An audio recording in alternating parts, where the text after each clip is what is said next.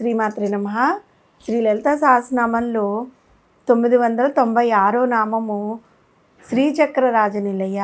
ఈ నామానికి అర్థం ఏంటి అంటే, శ్రీచక్రరాజ అంటే మహామహిమాన్వితము, మహాయంత్రరాజము, లేదంటే శ్రేష్టమైనది, ఇలాంటి అర్థాలు వస్తాయి.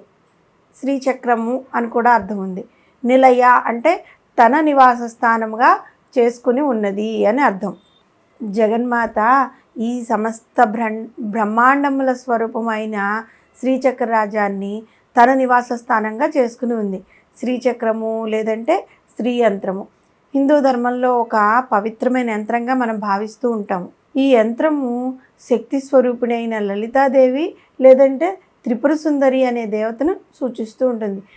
దీనిలో 4 సమద్విబాహు త్రిభుజాలు ఊర్ధముఖంగా ఉండి శివుణ్ణి లేదంటే పురుష శక్తిని సూచిస్తూ ఉంటాయి. 5 సమద్విబాహు త్రిభుజాలు నిమ్నముఖంగా ఉండి శక్తిని లేదంటే స్త్రీని చూపిస్తూ ఉంటాయన్నమాట. కాబట్టి ఈ శ్రీచక్ర యంత్రము వ్యతిరేక దివ్యశక్తుల సంగమాన్ని సూచిస్తూ ఉంటుంది.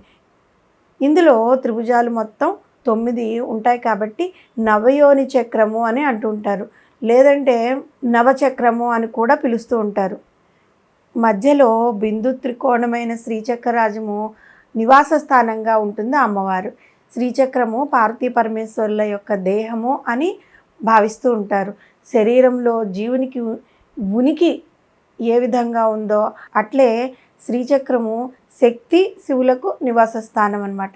శ్రీచక్రంలో మొత్తం 9 ఆవరణలు ఉంటాయి. ప్రథమ ఆవరణము భూపురము అని అంటూ ఉంటారు. ఇది త్రైలోక్య మోహన చక్రం అన్నమాట. ఇది భూపురంలోని 3 రేఖలు ఉంటాయి. మొదటి రేఖ 3 లోకాలు. ఈ రేఖలో అణిమాది అష్టసిద్ధులు కొలువై ఉంటారు. రెండవ రేఖలో అష్టమాతృకులైన బ్రాహ్మి, మాహేశ్వరి, కౌమారి, వారాహి, మాహేంద్రి, చాముండ, మహాలక్ష్మి అక్కడ కొలువై ఉంటారు. మూడవ రేఖలో ముద్రాశక్తులైన సర్వసంక్షోభిని, సర్వవిద్రావిణి, సర్వాకర్షిణి, సర్వవశంకరి, సర్వోన్మాదిని, సర్వమహంకసే, సర్వకేచరి, సర్వబీజ, సర్వయోని ఈ మొదలైన వారు అక్కడ ఉంటారు. ఈ చక్రానికి త్రిపుర అధిష్టాన దేవతగా ఉంటుంది. యోగిని ఏమో ప్రకట యోగినిగా ఉంటారనమాట. ఇక రెండో ఆవరణలోకి వస్తే షోడశ దళములు కలిగిన సర్వాసా పరిపూరక చక్రం అనమాట. ఇందులో కామాకర్షిణి, బుద్ధాకర్షిణి, అహంకారాకర్షిణి, శబ్దాకర్షిణి, స్పర్శాకర్షిణి, రూపాకర్షిణి, రసాకర్షిణి, గంధాకర్షిణి, చిత్తాకర్షిణి, ధైర్యాకర్షిణి, స్మృత్యాకర్షిణి, నామాకర్షిణి, బీజాకర్షిణి, ఆత్మాకర్షిణి, అమృతాకర్షిణి, శరీరాకర్షిణి ఈ విధంగా ఈ మొదలైన దేవతలు ఉంటారు. ఈ ఆవరణకు త్రిపురేసి అధిదేవతగా ఉంటారు. ఇంకా యోగిని దేవత ఏమో గుప్త యోగిని అంటారనమాట. వీరిని గుప్త యోగినులుగా పిలుస్తూ ఉంటారు. మూడో ఆవరణ అష్టదళ పద్మంతో కూడిన సర్వ సంక్షోభన చక్రంలో అనంగ కుసుమ, అనంగ మేకల, అనంగ మదన, అనంగ మదనాతుర, అనంగరేఖ, అనంగవేగిని, అనంగ అంకుశ, అనంగమాలిని ఈ విధంగా అనే శక్తులు అక్కడ ఉంటాయన్నమాట. ఈ ఆవరణకి అధిదేవత త్రిపుర సుందరి అయితే యోగిని దేవత గుప్త యోగిని అన్నమాట.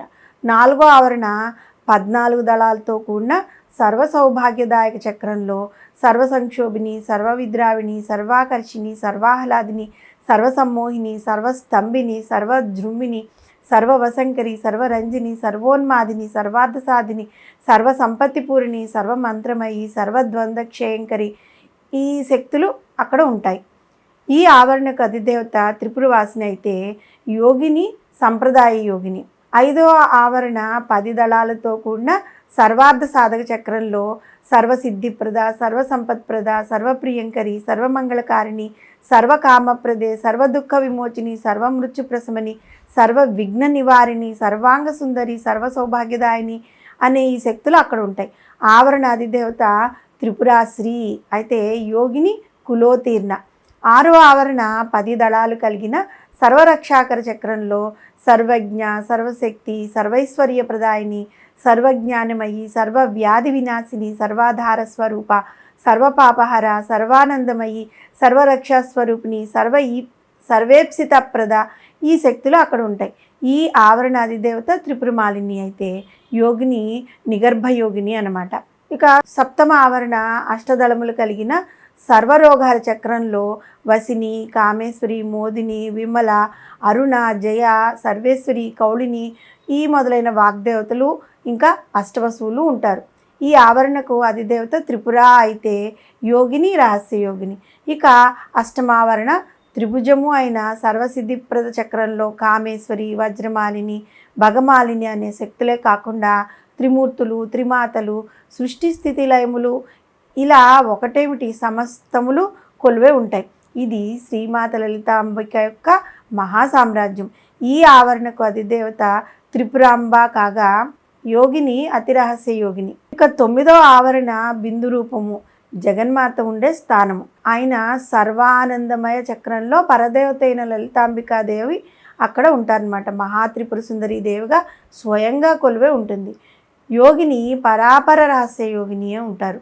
శ్రీచక్రాన్ని గురించి ఇంత చక్కగా మనం ఎందుకు ఇక్కడ నేర్చుకున్నామంటే, అందరికీ శ్రీచక్ర ఆరాధన చేసే శక్తి ఉండకపోవచ్చు కదా. అటువంటి వారు రోజు 10 నిమిషాల పాటు పూజ గదిలో అమ్మ ముందు కూర్చుని మనం కళ్ళు మూసుకుని మనం ఈ నామాలన్నీ ఈ విధంగా మనం ఆలోచించుకుంటూ కనుక గుర్తు చేసుకున్నా సరే, ధ్యానించినా సరే శ్రీచక్రంలోని 8 ఆవరణలు దాటి 9వ ఆవరణలో ఉన్న బిందు స్థానాన్ని మనం చేరుకోవచ్చు. ఈ విధంగా ఆలోచించినంత మాత్రమే చాలు. అమ్మ దయామయురాలు కదా, మనకి అంతటి భాగ్యాన్ని ప్రసాదిస్తుంది. మహామహిమాన్వితము, మహాయంతరాజము, శ్రేష్టమైనది 9 ఆవరణలతో కూడి శ్రీచక్రంలో 9వ ఆవరణ అయిన బిందు స్థానంలో మహాత్రిపుర సుందరీదేవిగా ఈ సమస్త పరివారాలతో కూడి ఉన్న ఆదిపరాశక్తిని మనం శ్రీచక్రరాజనిలియ అని పూజిస్తూ అమ్మవారి యొక్క రూపాన్ని శ్రీచక్ర రూపంలో మనం కనుక ధ్యానించుకున్నట్లయితే, ఒక విధంగా మనం పెద్ద పెద్ద కుండలిని శక్తి ధ్యానాలు అవన్నీ చేయలేకపోవచ్చు, కానీ అమ్మవారిని ఈ విధంగా మనం ఊహించి పూజ చేసినా చాలు, మనకి ఈ పరివార దేవతలు అందరి యొక్క అనుగ్రహం మనకు ఉంటుంది. అంతేకాకుండా అమ్మవారి సాక్షాత్తు జగన్మాత యొక్క అనుగ్రహం కూడా మనకి లభిస్తుంది. శ్రీమాత్రే నమః.